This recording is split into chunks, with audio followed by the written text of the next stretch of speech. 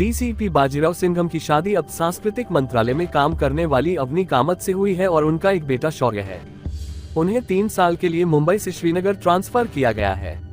वहां पहुंचते ही लश्कर के चीफ उमर हफीज ने उन पर हमला कर दिया, जो पाकिस्तान से भागकर श्रीलंका चला गया था और अपने बेटों रियाज और रजा की योजना नाकाम होने के बाद ड्रग्स बेचना शुरू कर दिया था।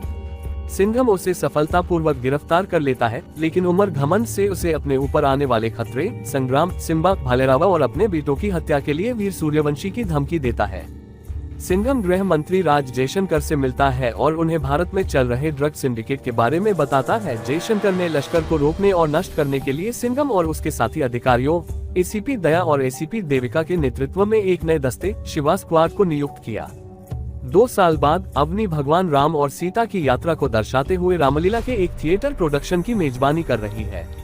सिंघम श्रीलंका से तमिलनाडु की ओर जाने वाले एक जहाज को पकड़ता है और कंटेनरों में ड्रग्स पाता है और डेंजर लंका नामक व्यक्ति के लिए काम करने वाले 4 लोगों को गिरफ्तार करता है।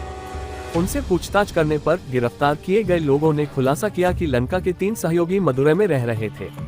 सिंघम मदुरै से डीसीपी शक्ति शेट्टी को तीनों को गिरफ्तार करने और मुंबई ले जाने के लिए कहता है, जो वह तुरंत करती है। हालांकि उसी रात डेंजर लंका पुलिस स्टेशन पहुंचता है, सभी पुलिस कर्मियों को मार देता है और अपने 3 आदमियों को छुड़ा लेता है। शक्ति को पुलिस अधिकारियों को न बचा पाने के लिए दोषी महसूस होता है, लेकिन सिंघम उसे सांत्वना देता है और उसे उनका पता लगाने के लिए कहता है। इस बीच अवनी अपनी सहयोगी मृग्या के साथ प्रोडक्शन के लिए कुछ फुटेज शूट करने के लिए रामेश्वरम के लिए रवाना होती है। सिंघम दया को उनके साथ भेजता है। प्रोडक्शन के लिए फुटेज इकट्ठा करने पर अवनी वापस मुंबई जाने वाली होती है, जब उसे डेंजर लंका द्वारा अपहरण कर लिया जाता है। वह बताता है कि यह उसके और मृग्या द्वारा बनाई गई योजना थी। अवनी के अपहरण की खबर सुनकर सिंघम और उसकी टीम रामेश्वरम के लिए रवाना हो जाती है।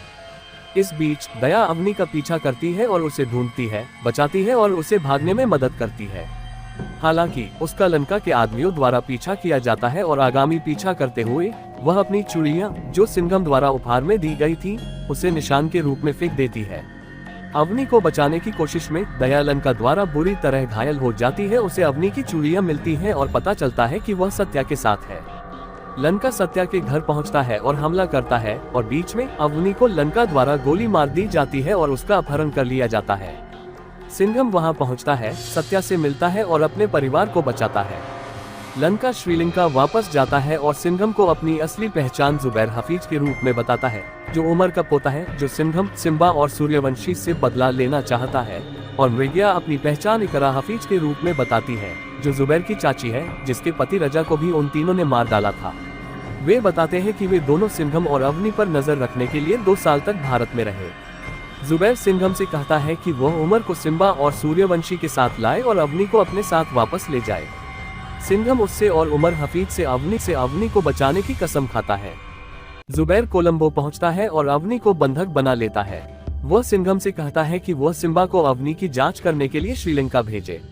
सिंघम शिवगढ़ जाता है और सिम्बा से मिलता है। वह श्रीलंका जाने के लिए सहमत होता है और अवनी से मिलता है और उसे बताता है कि सिंघम उसे बचाने आ रहा है। जैसे ही जुबैर सिम्बा को फंसाने की कोशिश करता है, वह उसके ठिकाने को नष्ट करके जुबैर के चंगुल से बच निकलता है। इस बीच सिंघम गुप्त रूप से श्रीलंका पहुंचता है और कुछ रॉ एजेंटों की मदद से सिम्बा और अवनी को ढूंढता है। जयशंकर उमर हफीज को एक सैन्य विमान से कोलंबो भेजता है।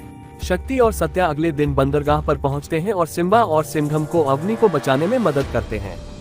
सूर्यवंशी उनकी लड़ाई में उनके साथ शामिल हो जाता है और साथ में वे अवनी को बचाते हैं। सिंघम जुबैर को मारता है और अवनी और उसकी टीम के साथ भारत वापस चला जाता है, जबकि उमर हफीज को ले जा रहा सैन्य विमान उसके साथ भारत लौटता है। पोस्ट क्रेडिट दृश्य में इंस्पेक्टर चुलबुल पांडे सिंघम के केबिन में जाता है और अपने शिव दस्ते में शामिल होने के लिए कहता है।